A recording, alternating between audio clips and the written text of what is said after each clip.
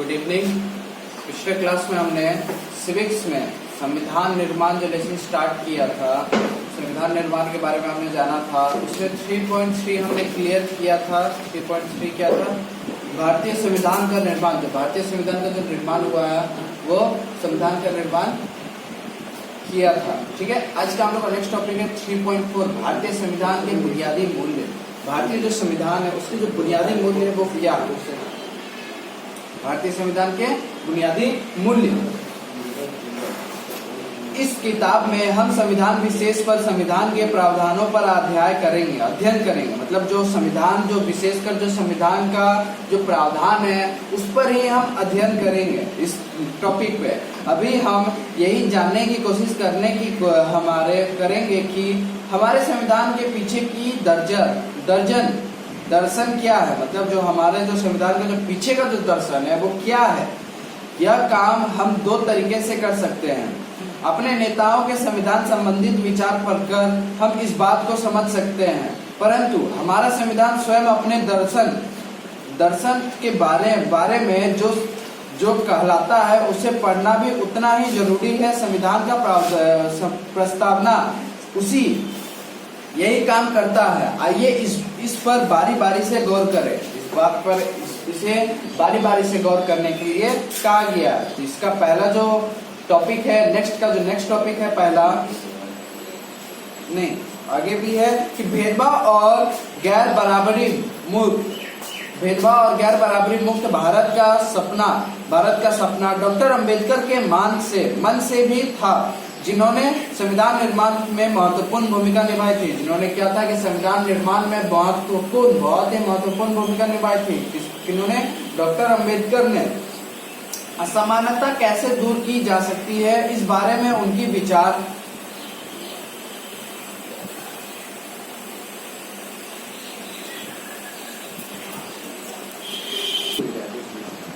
जो पहला जो टॉपिक था संविधान के प्रावधान है यही काम करती है। आइए इस पर बारी से गौर करें। उसके बाद का जो मैंने टॉपिक पढ़ा था वो नहीं था। उसके बाद का बगल वाला टॉपिक है सपने और वायदे। ठीक है, जो सपने और वायदे है वो क्या है वो देखते हैं।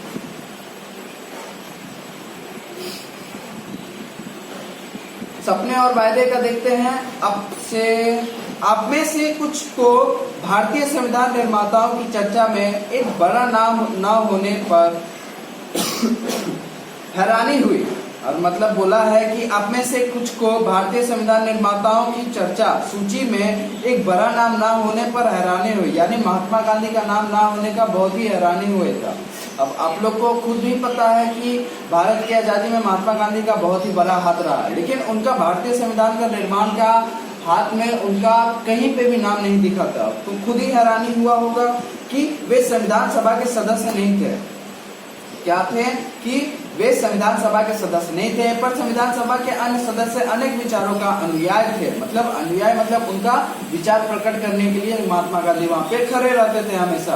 1921 में अपने पत्रिका यंग इंडिया में उन्होंने संविधान में अपनी अपेक्षा के बारे में लिखा था। अपनी अपेक्षा के बारे में वहां पे लिखा था।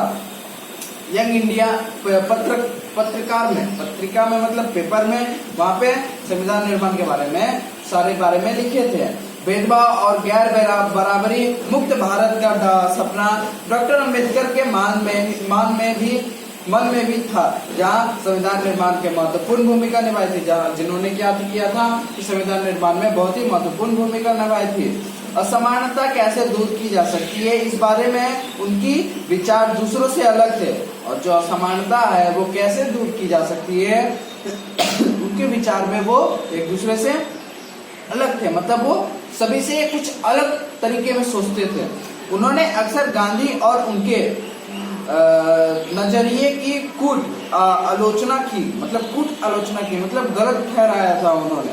संविधान भाषा के दिए गए अपने अंतिम भाषण में उन्होंने अपने चेतावना नेताओं को बहुत स्पष्ट ढंग से रखा था, और भी बहुत ही स्पष्ट ढंग से उन्होंने अपने नेताओं को रखा था। आखिर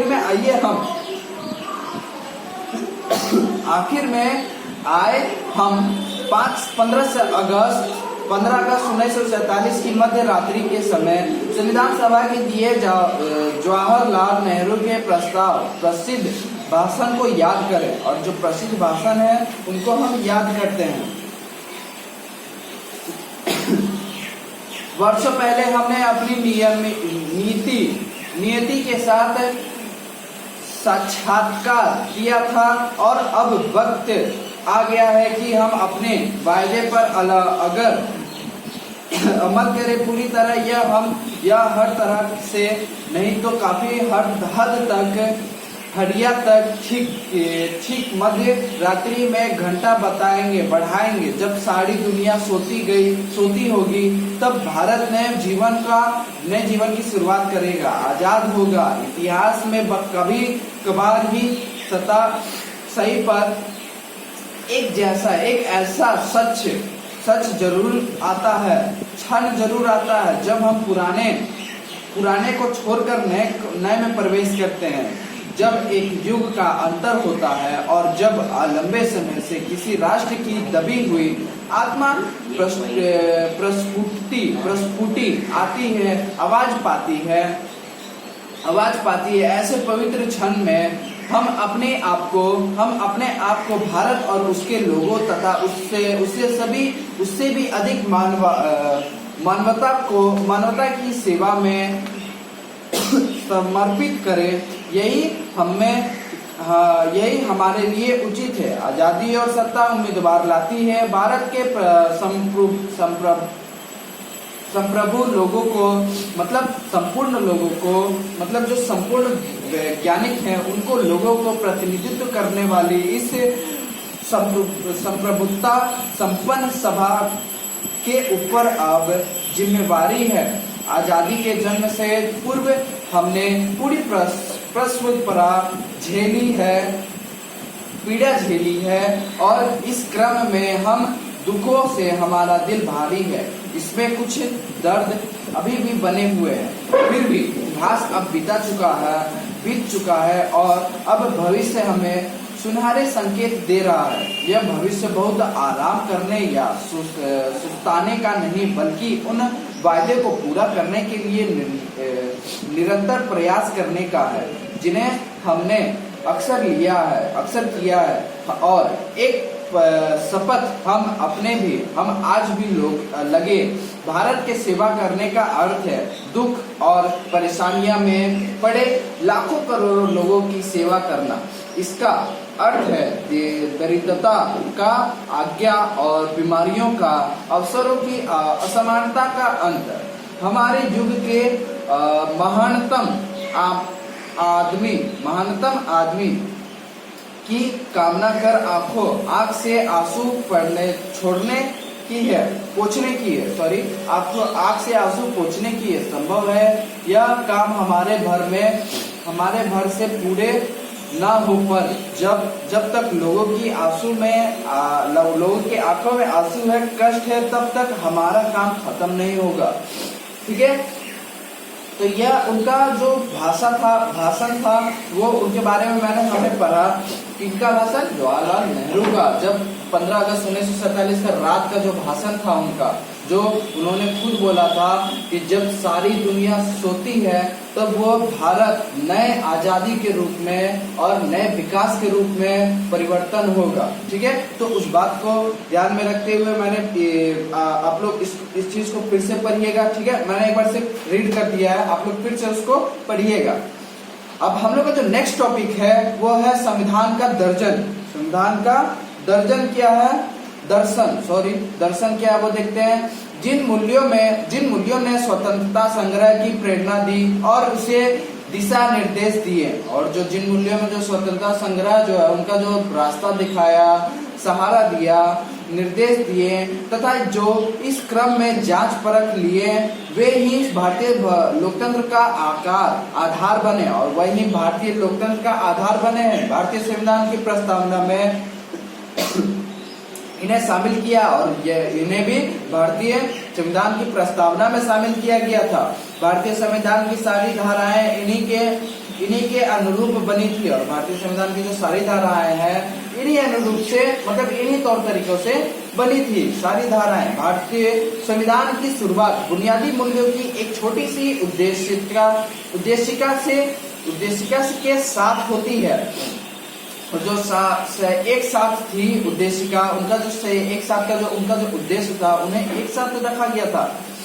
इसे संविधान का प्रस्तावना या उद्देशिका कहते हैं और इन्हें क्या कहते हैं, संविधान का प्रस्तावना या उद्देशिका भी कहा जाता है। अमेरिकी संविधान की प्रस्तावना में प्रेरणा लेकर समकालीन दुनिया की अधिकांश देश अपने संविधान की शुरुआत एक प्रस्तावना के साथ करते हैं और उनका जो संविधान का जो शुरुआत का जो प्रस्तावना है वो एक प्रस्तावना के साथ करते हैं संविधान का शुरुआत। आइए हम अपने संविधान की प्रस्तावना को बहुत सावधानी से पढ़े और हमने आए प्रत्येक महत्वपूर्ण शब्द के मतलब को समझें। जो प्रस्तावना दिया गया था, जो बहुत महत्वपूर्ण जो प्रस्तावना थी उनके द्वारा जो संविधान की शुरुआत किया गया था उन्हीं प्रस्तावना को जानते हैं। संविधान की प्रस्तावना लोकतंत्र पर एक खूबसूरत किताब कविता सी लगती है। जो संविधान की जो प्रस्तावना है वो एक खूबसूरत सी कविता की तरह लगती है। इसमें वह दर्शन शामिल है जिस पर पूरे संविधान का निर्माण हुआ है और जो पूरे विश्व का जो निर्माण हुआ है उसमें वो दर्शन शामिल है।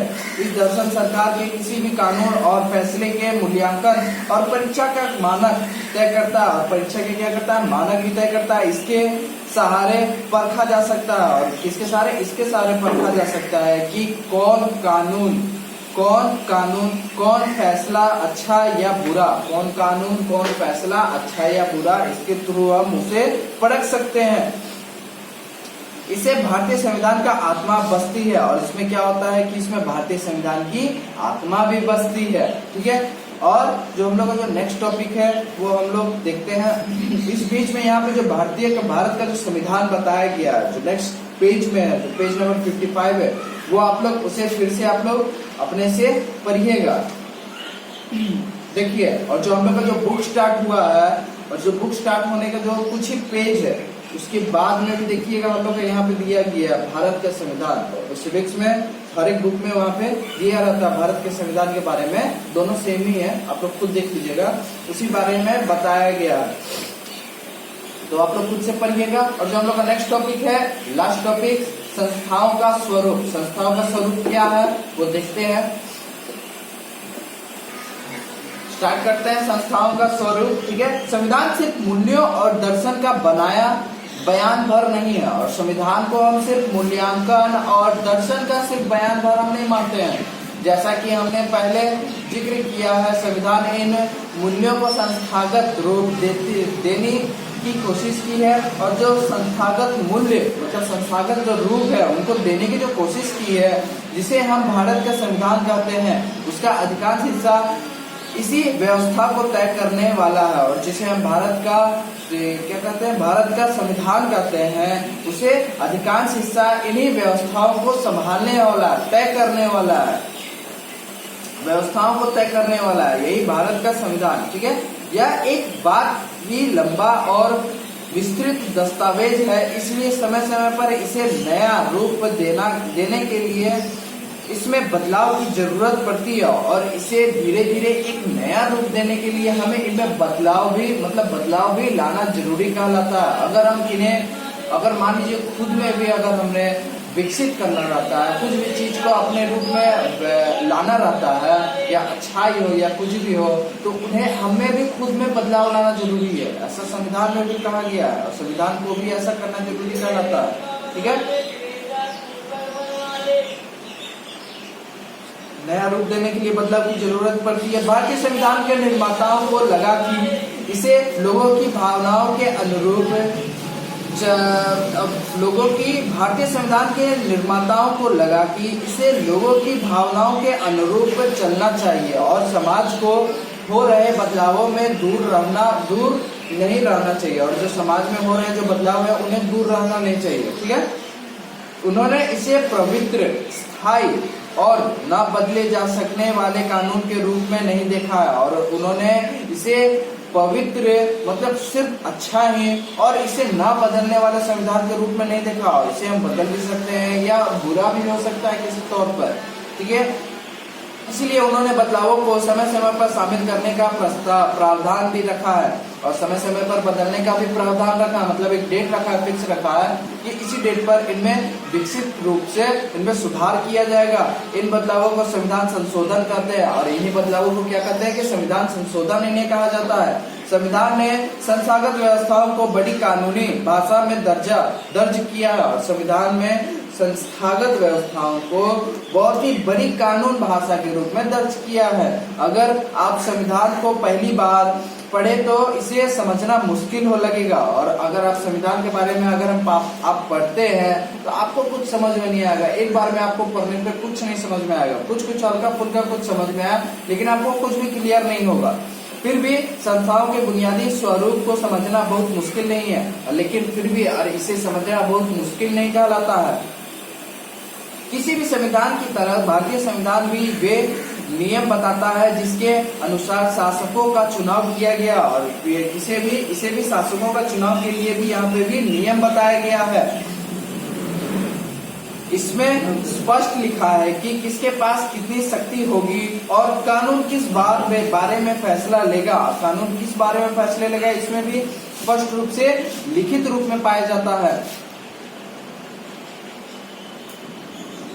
साथ ही संविधान नागरिकों को कुछ स्पष्ट अधिकार देकर सरकार के लिए लक्षण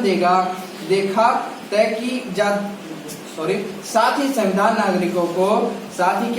नागरिकों को कुछ स्पष्ट अधिकार देकर सरकार के लिए लक्ष्मण रेखा तय कर देता है कि सरकार उनमें आगे नहीं बढ़ सकता और वहां पे भी कुछ लक्ष्मण रेखा वहां पे पाया जाता है कि उसे भी देखा जा सकता है कि इन्हीं लक्षणों में मतलब इन्हीं लक्ष्मण रेखाओं के अंदर आप लोग को रहना है, इसके बाहर आप लोग को नहीं जाना है, ठीक है। यह भी तय करता है आगे नहीं बढ़ सकती। पुस्तक के शेष 3 अध्याय भारतीय संविधान के इन्हीं 3 पक्षों के बारे में है। पुस्तक की शेष 3 अध्याय और जो बाकी 3 अध्याय है इन्हीं बारों में बताया गया है। प्रत्येक अध्याय में हम कुछ प्रमुख संवैधानिक प्रावधान पर नजर डालेंगे और प्रत्येक प्रावधान मतलब हर एक लेसन में कुछ नया चीज जानने की हम कोशिश करेंगे कि लोकतांत्रिक राजनीतिक में ये किस तरह काम करते हैं और यह भी जानेंगे कि लोकतांत्रिक राजनीतिक में यह किस प्रकार ये काम करते हैं। लेकिन यह किताब भारतीय संविधान के द्वारा स्थापित सारी प्रमुख संस्थाओं और व्यवस्थाओं को नहीं समेटती है और यह साथ ही यह भी बताता है कि यह किताब यह बताता है कि भारतीय संविधान के द्वारा स्थापित सारी प्रमुख संस्थाएं व्यक्तिगत को नहीं समझते और जो व्यक्तिगत है इन्हें व्यक्तिगत को नहीं समझते, ठीक है। इसके कुछ पहलुओं पर आपके अगले वर्ष की किताब में चर्चा करेंगे। मतलब अगले वर्ष की किताब मतलब 10वां की किताब में आप लोग को इसी किताब के बारे में बताया गया, लेकिन इसके पहले आप लोग का जो आगे का जो लेसन है इन्हीं के बारे में ज्यादा रूप में बताया गया है। मतलब संस्थाओं के बारे में ज्यादा रूप में बताया गया, ज्यादा तरीकों में लेसन में समझाया गया और नए रूप के भी बारे में भी बताया गया, ठीक है। तो इस बात को ध्यान में रखते हुए हम लोग नेक्स्ट लेसन बाद में पढ़ेंगे। लेकिन अभी का जो हमने जो आज का जो टॉपिक मैंने पढ़ाया 3.4 उसको आप लोग फिर से रीड कीजिएगा और जो पहले का जो स्टार्टिंग से आप लोग इसे रीड कर लीजिएगा।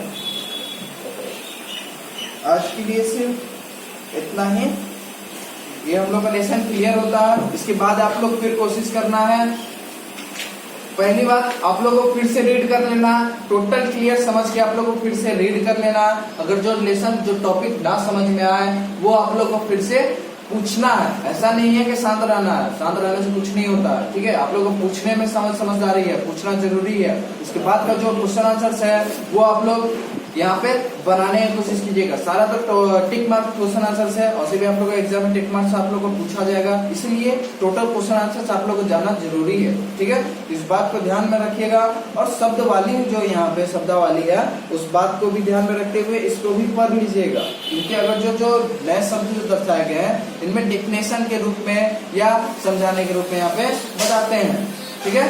और ज्यादातर घर पे ही रहिएगा, बाहर निकलने की कोशिश ना कीजिए, ठीक है। Thank you.